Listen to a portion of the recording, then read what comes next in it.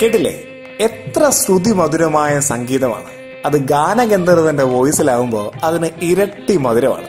ഒരു ദിവസം ഭംഗിയായിട്ട് തുടങ്ങാൻ ഇതിലും പരം വേറെ എന്താണ് വേണ്ടത്? എന്തൊരു starting. Okay, John chapter 12 versus 20 to 26. ഗോതമ്പ് മണി നിലത്തു വീണ് അഴുകുന്നില്ലെങ്കിൽ അതിന് ഫലം പുറപ്പെടുവിക്കാൻ കഴിയില്ല.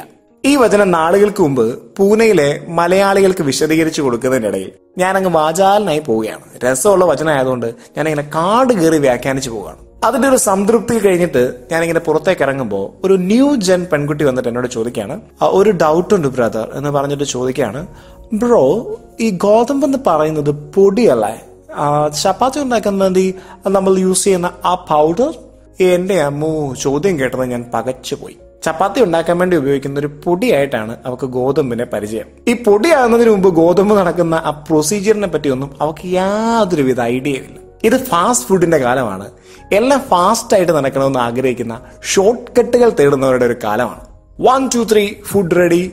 ഒറ്റയടിക്ക് പണക്കാരനാകണം, ഒറ്റയടിക്ക് പ്രശസ്തനാകണം, ഒറ്റയടിക്ക് എല്ലാം നേടണം എന്ന് പറയുന്ന ഫാസ്റ്റ് കൾച്ചറിന്റെ ലോകത്ത് ഈ കഷ്ടപ്പാടിനും സഹനത്തിനും ഒന്നും വിലയില്ലാതായി മാറുന്നുണ്ട്. ഈ സമയത്ത് നമ്മൾ ഗാനഗന്ധർവന്റെ ആ പാട്ടിന്റെ വരികളെ ഒന്ന് ആഴത്തിൽ ധ്യാനിക്കുന്നത് നല്ലതാണ്. പാഴ്മുളം തണ്ടിനെ പാലാഴി തീർക്കുന്ന സംഗീതമാക്കി മാറ്റുന്നത് അത് നേരിടുന്ന മുറിവുകളാണ്. അതിൽ രൂപപ്പെടുന്ന സുഷിരങ്ങളിലൂടെയാണ് സംഗീതം പുറത്തേക്ക് വീഴുന്നത്. ആ സഹനത്തിലൂടെ കടന്നു പോകുമ്പോഴാണ് സംഗീതം ജനിക്കുന്നത്. പ്രിയമുള്ളവരെ, പത്രത്തിലൊക്കെ വാർത്ത കാണാറുണ്ട്. പെട്ടെന്ന് പണക്കാരനാകാൻ വേണ്ടി ശ്രമിച്ച ചില യുവജനങ്ങൾക്ക് പറ്റിയ അബദ്ധങ്ങൾ. കഞ്ചാവ് കടത്തിലും മാല പിടിച്ചുപറിയിലും മോഷണത്തിലും ഒക്കെ ചെന്ന് നിൽക്കുന്ന ഇത്തരം അന്വേഷണങ്ങൾ മനുഷ്യനെ തോൽപ്പിച്ച് കളയുന്ന അന്വേഷണങ്ങളാണ്. അതുകൊണ്ട് പെട്ടെന്ന് നമുക്ക് പണക്കാരനാകണ്ട, പെട്ടെന്ന് പ്രശസ്തനുമാകണ്ട. കഷ്ടപ്പെട്ട് നേടുന്ന വിജയങ്ങൾക്കാണ് ചങ്ങാതി അതിൻ്റെതായ ഒരു സുഖം. ഗോതമ്പ് മണി നിലത്ത് വീണ് അഴുകുന്നില്ലെങ്കിൽ അതിന് ഫലം പുറപ്പെടുവിക്കാൻ കഴിയുകയില്ല. This is RJ father signing off.